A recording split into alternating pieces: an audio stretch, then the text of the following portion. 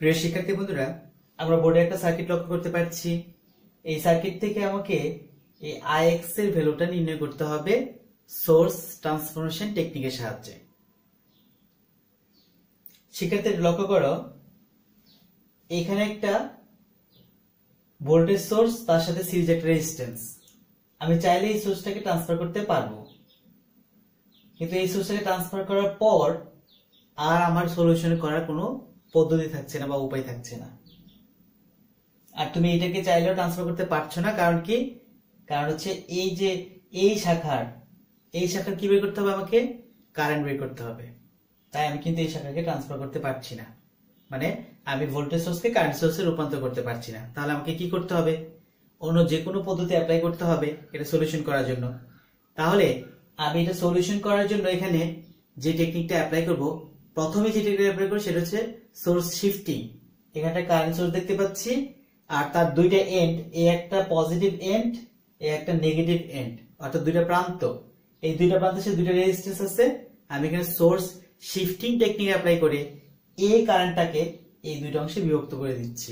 লক্ষ্য করো, প্রথম কি কাজটা করব, এখান থেকে এইটুকু পর্যন্ত একটা কি করলাম, কারেন্ট সোর্স দিয়ে দিলাম। আর সেটার মান কত? সেটার মান কিন্তু প্রশ্নে যেটা দেওয়া আছে সেটাই, মান কত? 2 এম্পিয়ার। আবার কি করতে হবে, এইটা অ্যাক্রসেও দিতে হবে। এটা কত? 2 এম্পিয়ার। এটাও 2 এম্পিয়ার। আর মূল যে কারেন্ট সোর্সটা থাকে সেই কারেন্ট সোর্সটা কি করতে হয়? ওপেন করে দিতে হয়। মানে এইটুকু ওপেন করে দিলাম, এইটুকু ওপেন মানে এখান থেকে পুরোটাই ওপেন। তাহলে সার্কিটটা কিন্তু একদম এখন ছোট হয়ে গেছে। এখন এই যে একটা কারেন্ট সোর্স, তার প্যারালালে কি আছে? একটা রেজিস্ট্যান্স আছে। আবার এটা কারেন্ট সোর্স, তার প্যারালালে একটা রেজিস্ট্যান্স আছে। তাহলে চাইলেই আমি এই কারেন্ট সোর্স আর রেজিস্ট্যান্স কে ভোল্টেজ সোর্সে রূপান্তর করতে পারি। এইটা এবং এইটা দুইটার মান কিন্তু একই। তাহলে একটা মান বের করলে আমি দুইটা মান বুঝতে পারবো। দেখো আমি বের করছি ভিএস, সোর্স ভোল্টেজ। কি হবে? Current into the resistance. তাহলে সোর্স ভোল্টেজের মান কত? 1 ভোল্ট। তার মানে আমি এই কারেন্ট সোর্সটাকে ভোল্টেজ সোর্সে নিলে এই ভোল্টেজ সোর্সের সাথে এই রেজিস্ট্যান্সটা কিভাবে থাকবে? সিরিজে থাকবে। আর ভোল্টেজ সোর্সের মান কত? 1 ভোল্ট। তাহলে দেখো এটুকু আমি মুছে দিচ্ছি, কারণ কারেন্ট সোর্স আমার লাগছে না। কারেন্ট সোর্সের পরিবর্তে আমি কি দিচ্ছি? Voltage source. তাহলে এই ভোল্টেজ সোর্সটা আমি এখানে রেখে দিলাম। আর কারেন্টের ডিরেকশন উপরের দিকে ছিল, তাহলে এই ভোল্টেজের ডিরেকশনটা, ভোল্টেজের পজিটিভ ডিরেকশনটা কোন দিকে দিলাম? আমি উপরের দিকে দিলাম। ওকে, তাহলে এটা হচ্ছে 1 ভোল্ট আর এটা 0.5 ওহম রেজিস্টর, সেটা সিরিজে আছে। সেম এখানে একই কাজ করবে। তাহলে এটুকু মুছে দিচ্ছি। তিনটা কোন দিকে? উপরের দিকে। তাহলে এটা উপরের দিকে। আমি কিন্তু এই সোর্সটাকে উপরে নিচে কোনো জায়গায় বসে সেটা কোনো ব্যাপার না, কিন্তু আমার এই যে পজিটিভ সাইনটা, এটা পজিটিভ সাইন নেগেটিভ সাইন, এটা একটা ব্যাপার। তাহলে এটাকে আমি এখানে বসিয়ে দিচ্ছি। এটা পজিটিভ সাইন নেগেটিভ সাইন থাকবে, কারণ চিহ্নের জন্য, চিহ্নটা কারেন্টের উপরে ছিল ডিরেকশনটা। আর এটা মান কত? 1 ভোল্ট। কারণ কি? এইটা একই রকম ছিল। ওকে শিক্ষার্থীরা, এখন লক্ষ্য করো সার্কিটটাকে যে আরেকটু ছোট করা যায়। এই রেজিস্ট্যান্স আমি একত্রে যুক্ত করে দিব। আবার এই সোর্স আমি একত্রে যুক্ত করে দিব। আর এই রেজিস্ট্যান্স একত্রে যুক্ত করে দিব। আচ্ছা, আমরা জানি যে হয়তো এই রেজিস্ট্যান্সকে ধরা যাবে না, কিন্তু এইটা কিন্তু পুরোটাই কি শাখা? একটা সিরিজ শাখা। আর সিরিজ শাখা কারেন্ট কি থাকবে? একই থাকবে। যদি এটাকে ভোল্টেজ নির্ণয় করতে বলতো তাহলে এটাকে আমি ধরতাম না, কিন্তু যেহেতু বলছে কারেন্ট নির্ণয় করতে, তাহলে যেহেতু শাখা একটাই, তাহলে এই রেজিস্ট্যান্সটা আমি এর সাথে যুক্ত করে দিতে পারবো। তাহলে দেখো কি করছি আমি, দুইটা রেজিস্ট্যান্স ছিল, দুইটা রেজিস্ট্যান্স থেকে আমি যেকোনো একটা রেজিস্ট্যান্স নিয়ে আসছি। ধরো আমি এই রেজিস্ট্যান্সটা মুছে দিচ্ছি, মুছে দুইটা একত্রে যুক্ত করলাম সিরিজে। মান কত পাবো? 2.5। কত? 2.5 ওহম। আর দুইটা ভোল্টেজ থেকে এই ভোল্টেজটা মুছে দিচ্ছি, উপরে 1 ভোল্ট। দেখো এটা কিন্তু এই যে পজিটিভ নেগেটিভ তার মানে যুক্ত হবে। তাহলে কি হবে? দুইটা একত্রে যুক্ত হবে। তার মানে যুক্ত হলে মানটা কত ছিল? উপরে ছিল 1 ভোল্ট আর নিচে ছিল 2 ভোল্ট, মোট কত? 3 ভোল্ট। তার নিচেরটা কিন্তু শর্ট করে ফেলছে, তাই না? এখন দেখা যাক উপরে কি করবো? দুইটা রেজিস্ট্যান্স যুক্ত করে দিব। তাহলে আমি ধরো এই রেজিস্ট্যান্সকে রাখছি, আর এটুকুকে আমি এখান থেকে সরিয়ে নিচ্ছি, মুছে দিচ্ছি। তাহলে এখানেটা একসাথে যুক্ত করলে মানটা কত আসছে? এটা আসবে হচ্ছে 1.5 ওহম। আর ভোল্টেজ সোর্স যা আছে তাই রইল। এখন শিক্ষার্থীরা আমি কি করব? এখন আমি যে কাজটা করব, এখানে একটা সূত্র অ্যাপ্লাই করব, সেটা হচ্ছে মেশ অ্যানালাইসিস। সেই মেশ অ্যানালাইসিস টেকনিক দুইটাতে অ্যাপ্লাই করে আমি দুইটার লুপের কারেন্ট বের করব। ধরো এই লুপের কারেন্ট I1, আবার এই লুপের কারেন্ট কি ধরলাম I2। তাহলে দুইটা লুপের কারেন্ট কি পেলাম, আমি ভিন্ন ভিন্ন কারেন্ট পেয়েছি, তাই না? তাহলে এই লুপে আমি কি করব, মেশ অ্যানালাইসিস অ্যাপ্লাই করব, তারপর এই লুপের মধ্যে মেশ অ্যানালাইসিস অ্যাপ্লাই করব। তবে একটা জিনিস মাথায় রেখো, আমি এই যে লুপ, এই লুপের কারেন্ট কি ধরেছি I2, আর এই লুপের কারেন্টটা কি থাকবে মূলত বলতো Ix।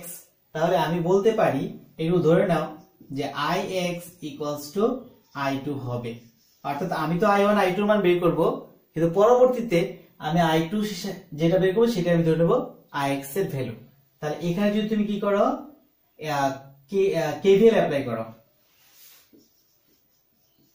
অ্যাপ্লাই KVL এট লুপ। এই লুপটার নাম কি দিব, আমি তো এটা কোন লুপ নাম দিই, তাহলে 1 নম্বর লুপ ধরে এটাকে 1 নম্বর লুপ, এটা হচ্ছে 2 নম্বর লুপ। তাহলে এখানে দেখো আমি এটা দ্বিতীয় চিহ্ন, সোর্সের দ্বিতীয় চিহ্ন থেকে নিয়ে শুরু করছি। তাহলে এটা দ্বিতীয় চিহ্ন হচ্ছে প্লাস, তাহলে প্লাসে 1 ভোল্ট।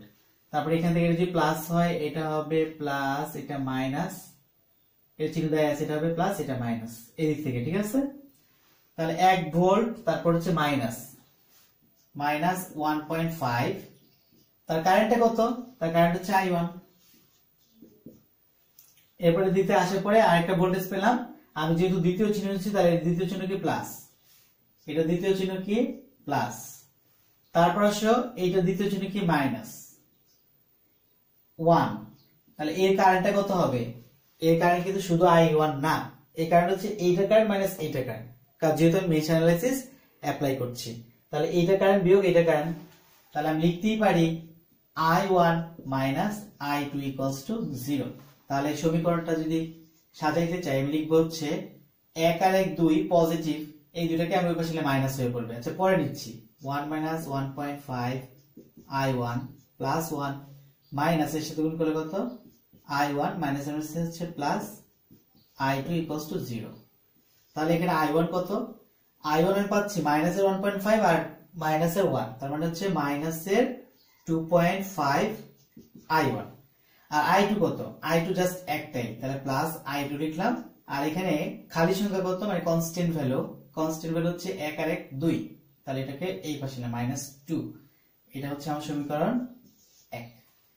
এখন আমি যদি 2 নাম্বার লুপে KVL অ্যাপ্লাই করি, 2 নাম্বার লুপে অ্যাপ্লাই করে দিই এখানে, তাহলে লিখি এট লুপ 2, পুরোটা লিখলাম না, জাস্ট সংক্ষেপে লিখে ফেললাম। ওকে, এটা সেই দিক থেকে আমরা চিন্তা করব, তাহলে এটা হচ্ছে পজিটিভ, এটা নেগেটিভ, এটা পজিটিভ নেগেটিভ, এটা চিহ্ন দেওয়া লাগবে না, এই চিহ্ন দেওয়া লাগবে না।